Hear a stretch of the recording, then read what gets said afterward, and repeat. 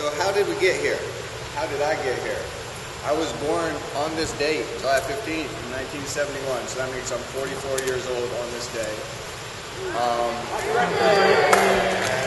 Just wanted to say that.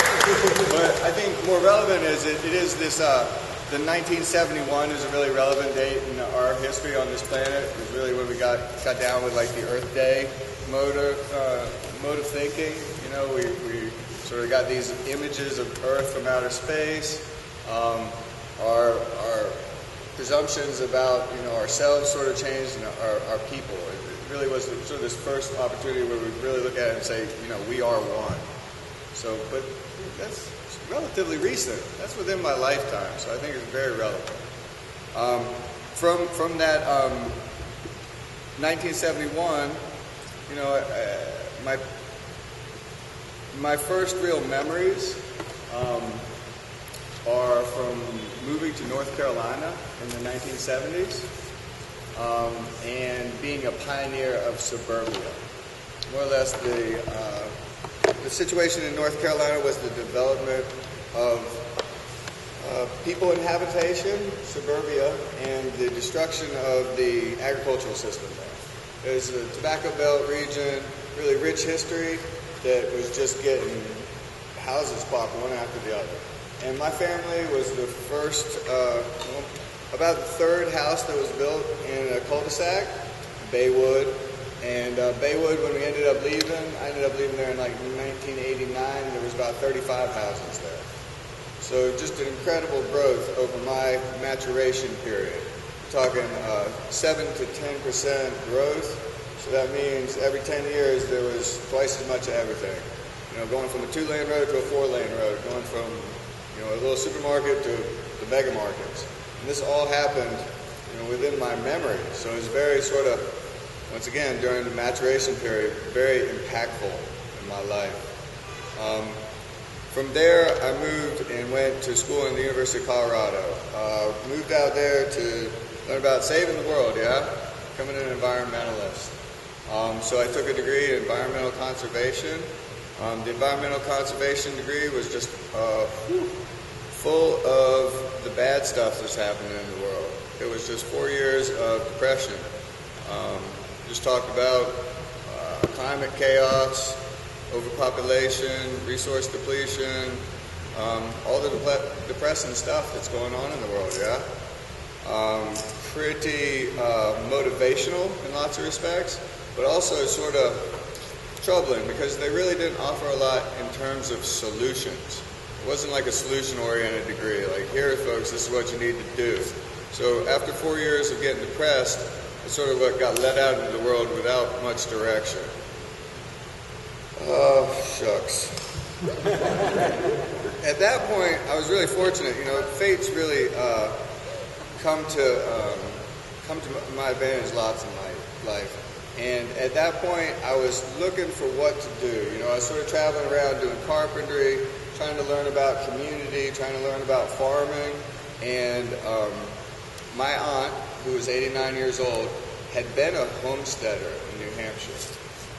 So in 1997, I was in Alaska, and I got a phone call, and my mom said, your aunt was trying to take her driver's test and like blew through a stop sign with the driver to test her in the car. She's lost her license. She needs help. She's 89 years old. She's living in the boonies. I mean, it's pretty remote. So she needed help. She couldn't get to the store anymore, so forth. So my parents said, this is an opportunity. If you're really interested in this homestead and farmstead, go learn from your aunt. You know, she's been doing it for umpteen years. And so her story was that she had left the city. She had grown up in New Bedford, and in her late 30s, her and her husband had moved to the country. They moved to this town of Dorchester, no electricity, no running water. She said she cried of loneliness like the first 1 or 2 years. Like seriously, it was a big change for her. But she did turn that corner and really become like an adept homesteader. And by the time, my whole life I've been coming there and visiting and seeing, the fresh baked bread, the fresh food from the garlic, the raising of the animals. It's really an inspiring place. So it had a lot of deep memories and just a a big influence on my life up to that point. Then moving there, it really deepened the experience, made it a lot more profound. And some of that, hey, it's Ellen Fine. Some of that is a friend of ours that we know from the North Country. For me, some of that is learning more about Dorchester and about the history of Dorchester. This is Dorchester, New Hampshire we're talking about. It was chartered by the King of England in the late 1700s. You know, the first colonial inhabitants moved up there, and they started wreaking havoc of the place, yeah? Started cutting all the trees down and trying to raise sheep. More or less take the economy that they were familiar with in the British Isles and translocate it to New Hampshire. And with a different climate, with a different soil type, it really wasn't that effective. All right, people moved up there. By 1850, there was like 1,200 people there. It was booming, but the resource base was collapsing. You know, if they get up there in the 85% forest in New Hampshire, in 75 years it was down to 15%. You know, they cut the resource right out from under their feet, created a whole lot of erosion, tried to raise sheep. You know, I don't know how, it's a one-dimensional economy where you're trying to export wool in a time where, you know, the textile market was really starting to thrive and the wool was not necessary as necessary. The Civil War was on, all the young people left town. The long and the short of it is, by the time my aunt moved to Dorchester, there was only 90 people in Dorchester. So the town, you know, this is what we're talking about, is more or less a population explosion and then a population collapse. You know, when you're going from 1,200 to 90 people in a couple generations, this is just the bottom of the barrel. There's been definitive wrong moves with the culture and the economy. It's just a collapse. And I think, you know, the lesson learned is, you know, really going for the people did not adapt their economy to the climate and the landscape, and they were very one-dimensional in their economy. The one-dimensionality really undermined the natural resource base.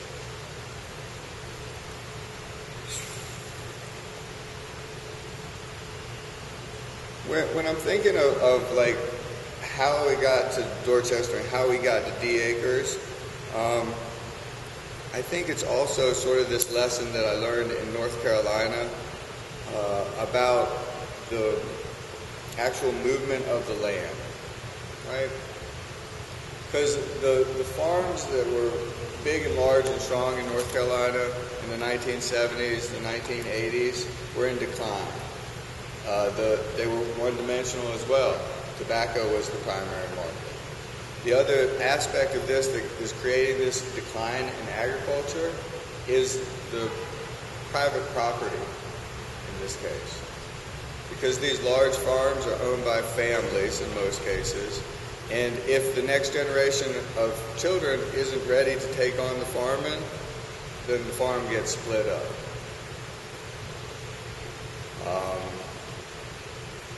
Generally, you know, it's not going to get turned over into the hands of new young farmers. The value of the land is too high. So it's going to get subdivided. And so large parcels of land are continually getting sliced into smaller and smaller segments. And it makes it, to a degree, you know, once you've taken 30, 40, 200 acres and chopped them up into quarter-acre lots, it makes it so it probably will never be viable for any sort of scalable agriculture. You know, you can continue to do the backyard gardens and so forth, but in terms of that viable field space, it's got a whole lot more concrete on it and houses at this juncture. So sort of to tie all this together is the situation we were faced with when we come up with this concept of DAcres. Our commons are being privatized and getting continually diminished in value. Our resources are continually getting hyper-exploited, and the lifestyle we're living is beyond our needs. When we are living high on the hill, so to speak, It's from energy and resources that are very far away. So how do we address these issues? And this is really what gets into the nitty-gritty about my experience in college. It's because really there's just not a peep out there about what to do. I mean, on any scalable level, it is sort of this methodology of, a little part and parcel, do this and that. But in what way, shape, or form can we start to reinvent this suicidal system, right?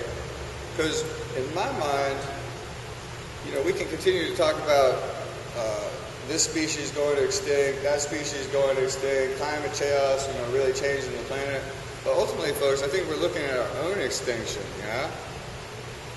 I don't really perceive that we can continue on this course and survive as a species. So it's really serious stuff that I think by and large society is trying to sweep under the carpet, trying to look the other way. What I think we need to do is adapt and evolve. I think we need to look at the situation and really address what our needs are. What can we identify as our needs that we need to get by in life? We need food and water, we need shelter, we need fiber, we need medicine, we need community, we need culture, we need a sense of identity and purpose. So how do we find this in this day and age? So to me, the answer is this farming. It's retaking the land. It's doing it together. So that's, some very brief words that what I'm trying to do is really point the way towards our salvation.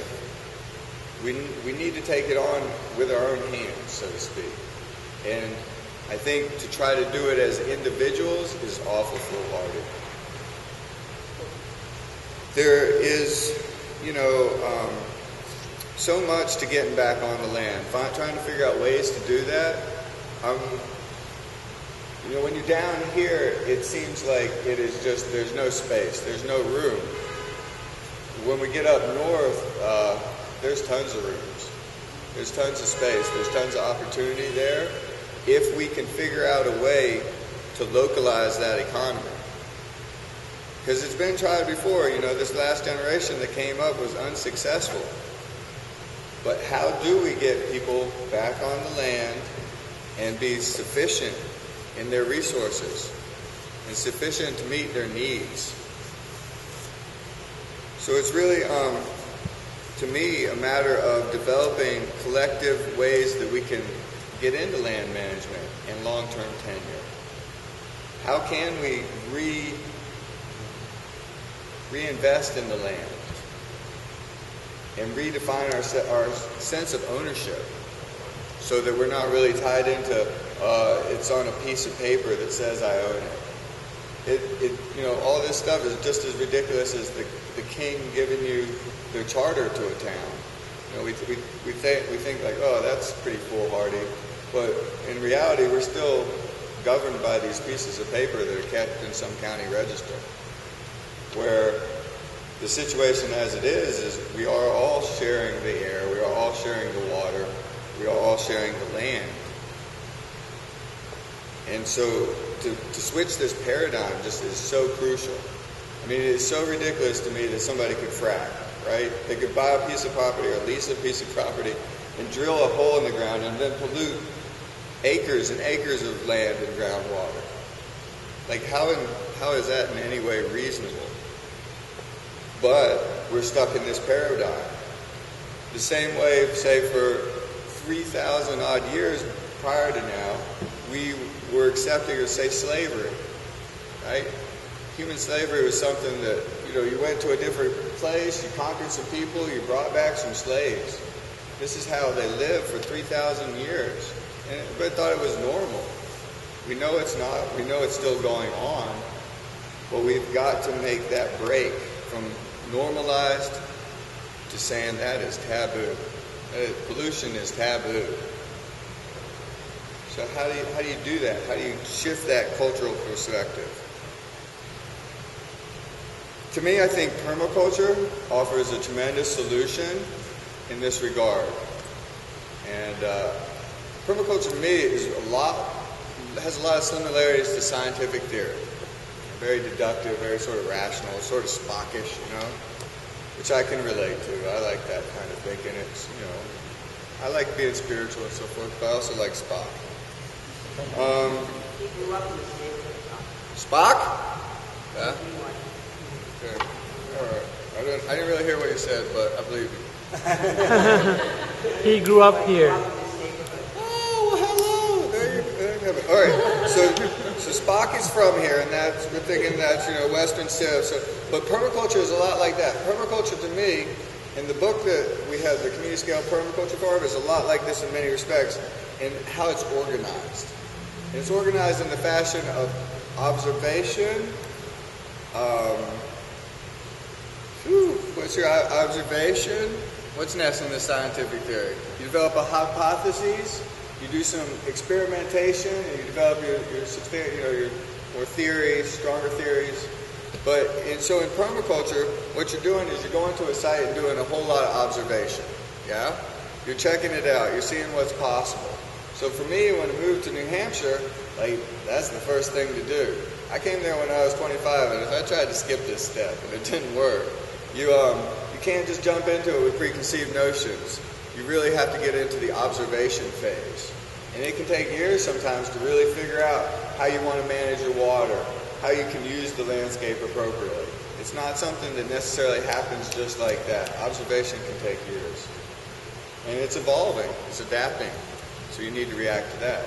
And then you get into developing hypotheses. You're thinking about, okay, I'm in New Hampshire, I'm in a climate that's completely alien to me. I moved here thinking I was going to be a market gardener and be able to grow 4 seasons, but actually there's 9 months of snow on the ground. What am I going to do? You have to develop hypotheses to figure out how alternative course. And then you got to play with it. You got to experiment with it. You got to get your hands in the dirt. This system is broken, yeah? The only way we're going to fix it is to get in there and try something new. And from my experience, 90-95% of it is going to fail. It's going to fall on its face. There's a reason why everybody's not already doing that, right? You might not have an idea that's going to work.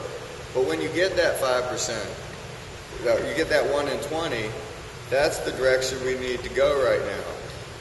With this broken system, we can't just futilely hope it fixes itself. So that, to me, is sort of the permaculture approach, is to really, in some fashion, systematically and holistically look at the picture.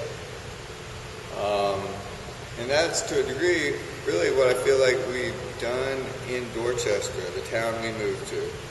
So let me tell you a little bit about that, the project itself in Dorchester. Moved to this town, 300 people, bedroom community, no real center, no stoplights, the type of place where people know each other by the type of car they drive. Not really a tight nucleus, not really this New England town that we envision, right? Some people sort of doing it, but it's more like a power trip some people are on. So you get in there, you walk into this picture, right? This not so quaint New England setting. And it's this New England setting that really has no vibrancy to it. There is just logging in our town. That is the only industry to speak of, is this resource extraction model, right? So we got to change the game. We got to figure out a new way to do stuff in Dorchester. So first thing is build a place that the community is welcome. Build a community center. Start getting people to talk to one another, sharing ideas, sharing resources, making it a space that has some soul to it. So that's the first thing. You put a sign out front, you start having some events, you start bringing people in, you start meeting your neighbors, you start interacting. I'll get in that observation mode. Then you start trying things in the garden, in the food system, in the shelter, right? You start messing with your infrastructure and your systems. So our first attempts were really into this market gardening realm. We really felt like we could jump in there and sell a whole bunch of food and make our livelihood.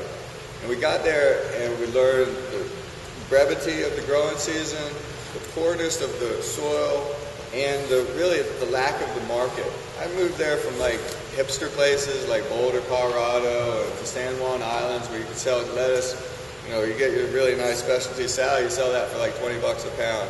In Dorchester, you know, everybody grows their own lettuce. No one's really interested in specialty lettuce. Why would you pay $20 a pound for some special food thing? It doesn't even make sense to them, you know what I mean? So that just crashed. You know, our whole economic plan has gone to pieces. You know, we were thinking we were going to be Elliot Coleman walking around up there.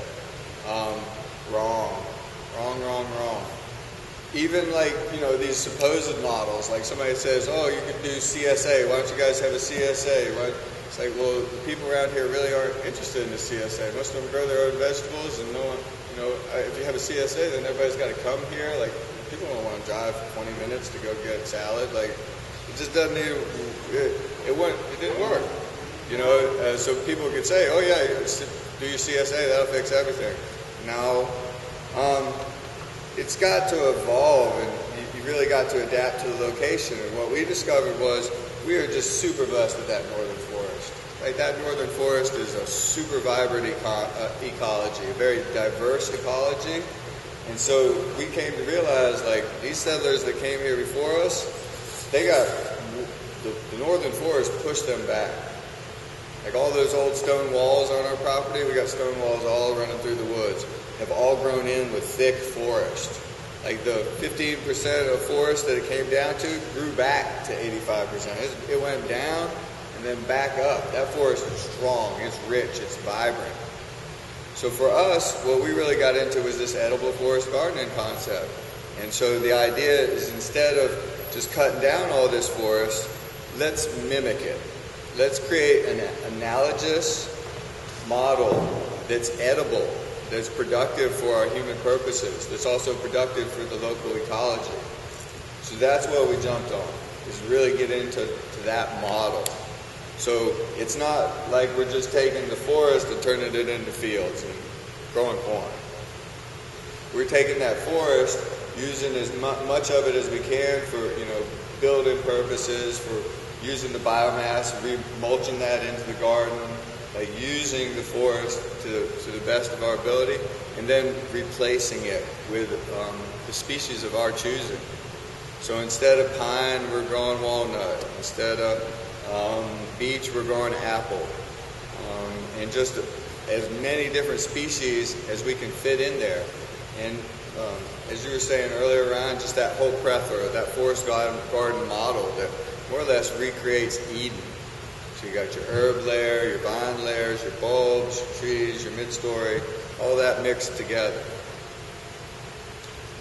How we're doing that is really trying to work with patience, fortify our soil and fertility on the landscape, and work in conjunction with animals.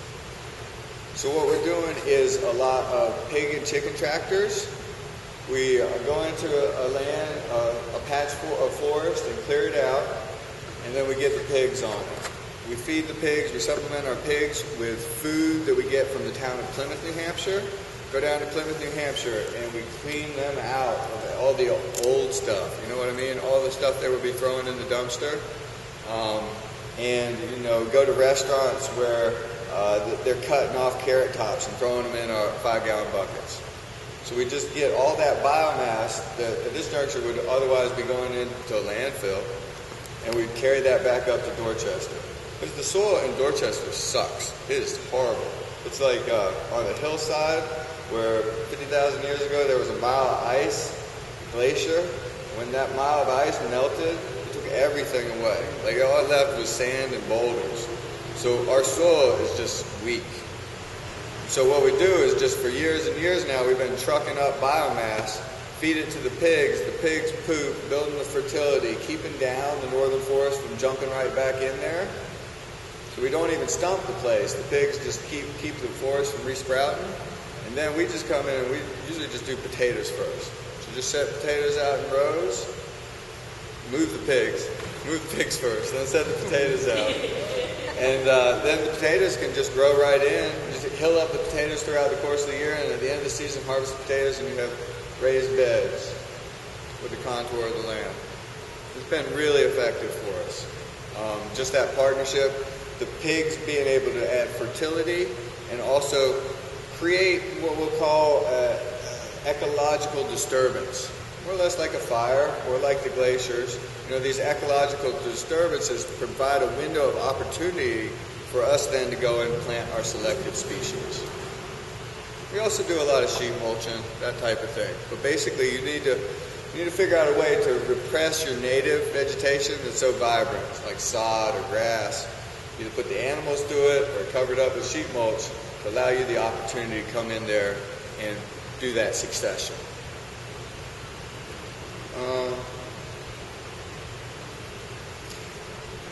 In general, I think one of the keys to DAcres and moving forward with this type of economy is really setting up the cottage economy. You need to make something that you can trade for things you can't make, is the bottom idea. And it's got to be an economy that's you can continue to, it's sustainable in as much as you continue to use the natural resources you have available at a rate that you're not going to deplete them. So it's figuring out a way, if you live at the beach, to sell sand. If you live in the forest, you know you're going to be selling wood products. If you live in the desert, maybe you're selling rocks or something, you know what I mean? That is a resource that is available that you can value add it. For me, it's the forest. I can value add trees. I can take a hunk of wood and I can make a whole lot with it. I can make spoons, I can make bowls, I can make furniture. All this stuff that people value out of just value adding it. And that's the same thing we do with our food products. Because we learned early on, like, well, shoot, we can't make $20 from this pound of lettuce, right? Wrong. Let's figure out a way that we still can make that $20. So let's take it and put it on people's plates and sell it for $10 a plate. And sell a pound of lettuce, you can get 8 to 10 dinners out of it. So then that pound of lettuce became $100. That's once again the value adding concept.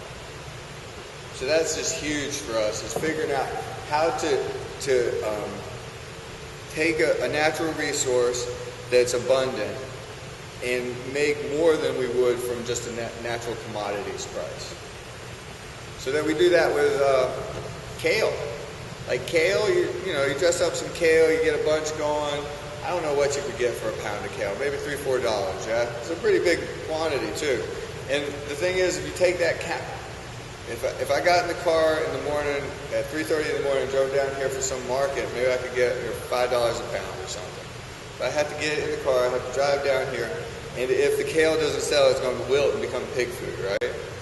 I don't know if you guys are market gardeners, but that's how it goes. If it doesn't sell at market, it usually goes back in the bin, so to speak. You don't make your money. So you either sell it or you're out of luck. And it's really just a limited return for all that work, for going to market, for finding your customers, right? So instead, what we do, we're there, we invite lots of people there. When they come, we cut the kale, we cook it, throw it on their plate, and then they buy it right on the plate, yeah? So, like right now, thinking about this, why is there any reason that a restaurant in rural New Hampshire doesn't have their own food? Like, why have we progressed to this point where there's really very, very, very few restaurants that grow their own food? They all require a middleman. Why has this occurrence taken place? Even 150 years ago in the state of New Hampshire, there was a vibrant bed and breakfast industry of farm to table, yeah? The people would come up from Boston, they get in the train, they come up for the hot months, July and August, and they vitalize the economy up there. People with the big farmhouses on the lakes would take folks in, they would sit on the porch for 2 weeks, convalesce, about how busy and polluted and crazy they were from the city, and they would eat the richest farm food they could right off the plate, right? Go to the backyard, harvest it, put it on your plate. This was health. This was how people used to vacation. So we're doing the same thing. We're not really changing the model. We're just giving it a modern version.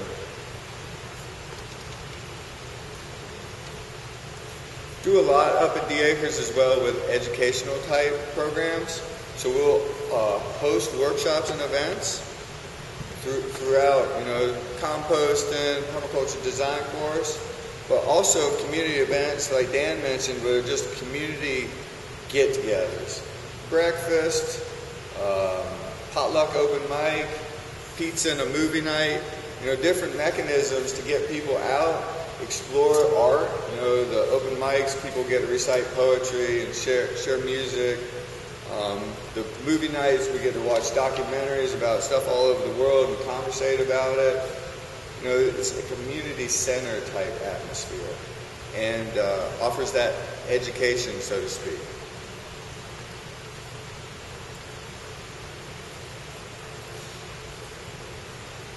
I think in the big picture, this is sort of rambling. I'm checking my notes and I'm trying to think of things that I forgot to say. What time we got, by the way? It's about 8. Well, shoot, I've been talking for 45 minutes, dude. 7:54. Okay, good. Well, let me just sort of close, wrap up things, and then really look to take some questions. When I first got into permaculture, I went out a couple times and tried to give speeches about permaculture. And I was really enthusiastic, and I wanted more people to know about it. It really had shook me up and provided me with wow, we got something we could work with. We got something. I got fired up and enthused, right? So I went out and started speaking about it. And being young, a little bit probably overzealous and probably not as knowledgeable as I could be about certain things. And eventually got myself in some situations where I would be talking about permaculture and how great it is, and there would be some fellow in the back of the room who really is a farmer and who really knows how to do things and is really wise to it, and he would ask me, what's the difference between permaculture and common sense? Yeah? And I think it's a very relevant question. For one thing, common sense is not as common as it used to be. So that's one thing. We need to sort of reteach common sense. And another thing, I don't think it really does capture all that permaculture is. Because permaculture is, we're trying to perpetuate humanity, right? We're trying to make it so grandkids and we can have a future here, way into the future, beyond next year. And so to try to anticipate what the future will hold, try to adapt to the evolution of history as we make it, seems like, in terms of complexity and challenges, it seems like it is right up there. So that's to me is much more than common sense. If we're trying to design and anticipate an evolution of our species, and how we can adapt to these challenges and crises, it's going to take more than common sense, right? It's going to take all of us getting in the boat and rowing pretty darn hard right now with the situation as it is. And I think we just have to recognize that and sort of value it more than common sense, more than make it more into our lives' work. And I think there's people in this room that are on that track. And I encourage you to take this sentiment that there's much urgency right now, and there's much that we can do. Because I was born into this era of much urgency, and just sort of left stranded feeling like there wasn't much we could do. But I think we do have the keys to what to do. I think we're beginning to recognize what to do. We just need to convince other people and do it ourselves. So you're getting out there, you're modeling it, you're making it visible, you're taking it the next step that I can take it. I feel like I'm sort of one of these layers. Like we've taken it this far. Now what's the next step? And we'll continue to adapt and so forth, but in reality, like we have a ways to go. Like DAcres is not figured out a way to get intergenerational. We haven't figured out a way to really open the doors to a diverse population. We get a whole bunch of college kids, you know?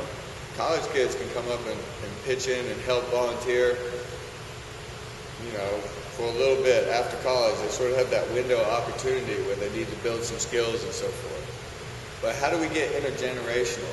How do I get people from Dorchester, Mass up there and share the skills that I want to share? How do I get it so that the land is actually shared with people down here? How does it actually become back to this land is our land?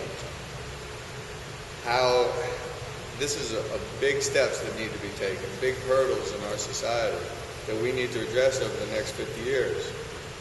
Like, how do we get back to the land? How do we share this? How do we collectively engage in these enterprises so that people feel like this is going to work? If I tell you tomorrow, come up to Dorchester, I'll share everything I own, what security do you have that that's going to be true? You can put in 5, 10, 15 years and the private landowner tells you have to get off the land. Like, how do we rectify that? How do we make it so people can get into these collective systems and have ownership, have security, have equity in the decision-making process? And so they can feel like they could live there their whole lives. They can feel like they could pass it on to their children without these constraints of private ownership that make it difficult. We need different structures. We need different structures than private ownership allocates. And we need to get on it. We need to experiment with it. Lots of people will ask me too, you get into this sort of talk and it's like, well, how's this going to be legal? Well, it makes sense. Does it need to be legal? At some level, I think we just need to be pioneers and look for ways not to necessarily break the law, but encourage the changes that need to be made in the law. And if experimentation is part of that, if we need to get the models up and running, then that's part of it. I have either a community garden or something twofold to, create community and food, and also to get some of my neighbors to stop using herbicides. Somebody bought the property and trying to give this guy a concept of a different concept than private property in traditional senses. So I'm just wondering if you could talk about some of that way that you might have impacted some of the neighbors. And I will say, one of my great joys of going to DAcres is seeing folks who might not have the same beliefs and philosophies showing up on the farm breakfasts and just being there and loving it. And, maybe not buying in 100%, but, being part of that. So do you have any ideas about helping to shift suburban, Yeah, in terms of the mentality in the suburban arena of private property, it just does seem like it's so hyper-conscious, you know what I mean? People are they're down to the inch, and building fences, it's just like the epitome of the problem. If there's a way, I think, that you can rationalize with people, perhaps it is the value of any sort of gardening, or if not necessarily to increase the value of his property, but increase all the other accoutrements, the water quality, the air quality, the pollinator population, the overall aesthetic. Just sort of, if you go head on this private property issue, it's going to be tough. But if you can skirt all the way around it to be, this aesthetic, the water quality, the air quality, you might be able to sneak in the back door eventually just that shared nature of it. And once again, we're not going to get these people to hand over their deeds to the collective good tomorrow. It's this shift in mentality. It's this subtle. We don't have enough of us that believe this to make this any sort of reality anytime soon, right? It's going to take some serious convincing, a shift in perception. And so the subtle shifts that we can make right now, if you have influence in those spheres, are very positive. And it is, I think if we turn it into something that is really, us against them, we're going to lose. It needs to shift into a we somehow. Let's do two more questions. Okay, yeah. Oh, I was just going to say, I heard that saying, keeping up with the Joneses. Well, no, I have a garden at home, and I also take care of my parents' grass too. But my neighbors, they actually see what I do. If my neighbor behind me is copying me by having his own garden, the neighbor across the street actually stopped using chemicals on her lawn. The grass actually grew back. So, you see, if they're impressing up with what you do with your garden, then, well, all the neighbors see it, they start copying it. This is really, they're getting into something right here. And you're talking about the aesthetic and sort of the overall transition. But I tell you, the way that we really, really get them hooked is to get it in their mouths. Once they taste it, the taste is all the difference. Because people have been so trained to think that food is good if the stuff we're eating in the fast food world. I think that's tasty.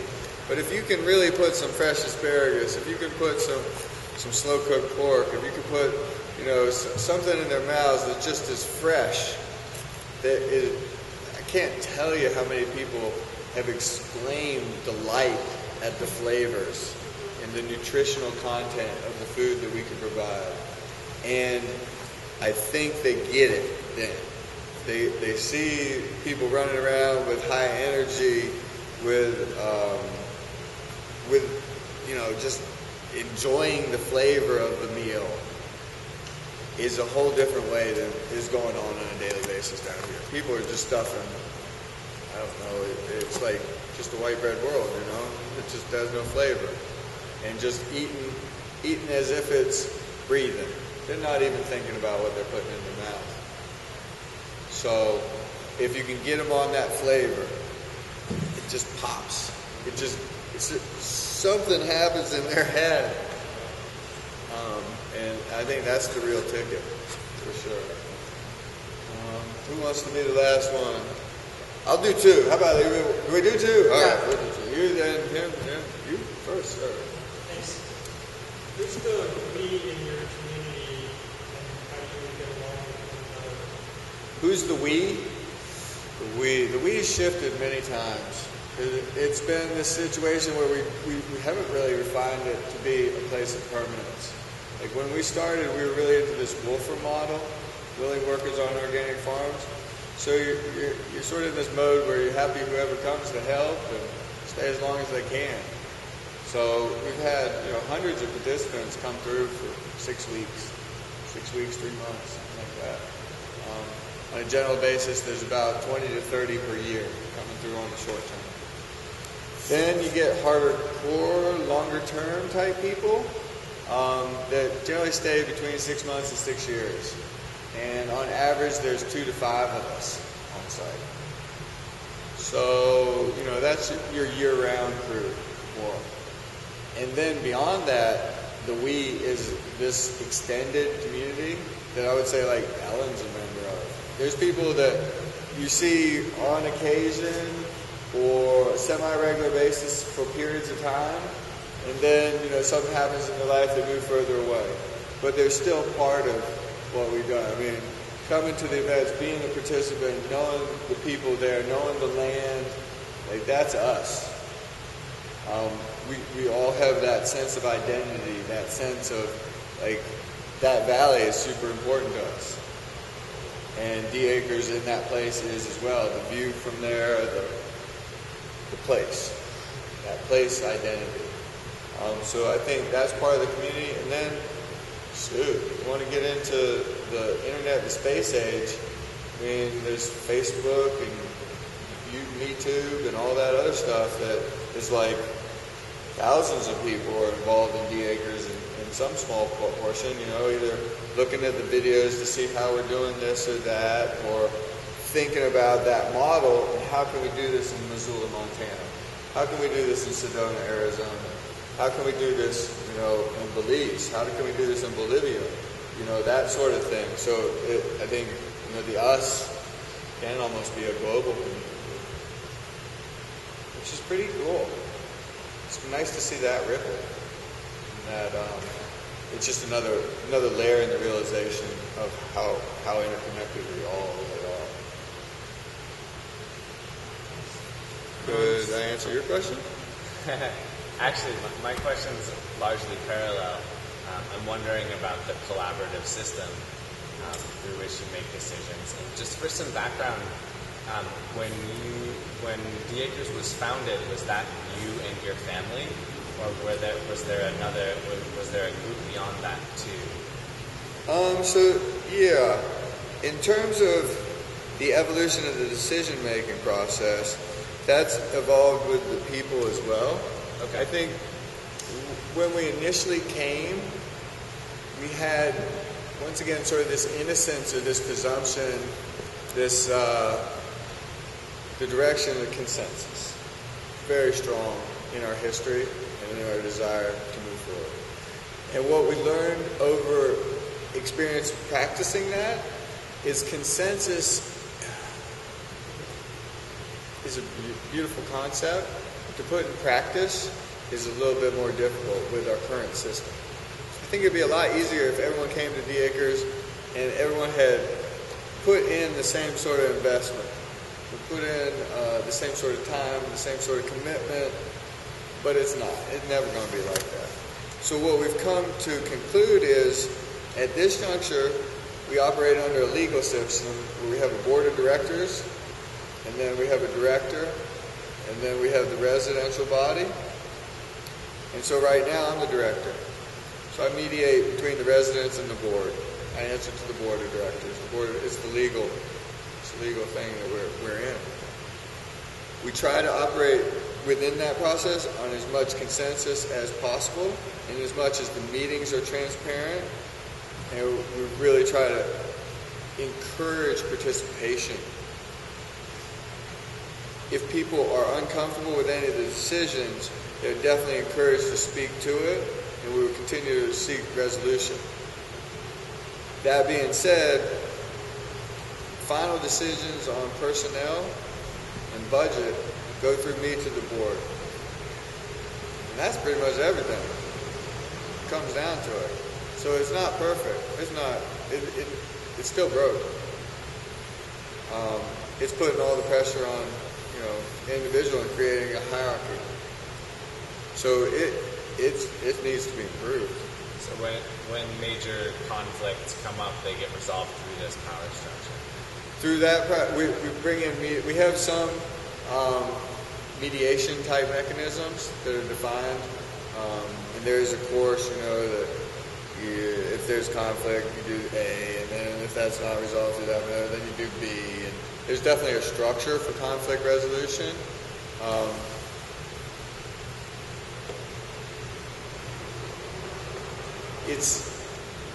I think where we're trying to nip it as much as possible is to avoid that structure and live our lives through practice. As I think the key to this process is to just the honesty factors and just trying to live with these ultimate collective goals and sort of retain that identity. But yeah, conflict, it can rear its ugly head for sure. I think in terms of really getting to this question and answering to this question, there's certain elements that do create a hierarchy, and one of it is the ownership. I think that's the major element. If we can reduce or remove that ownership element, I think it's a lot closer to being resolved. My plan currently is to see that the property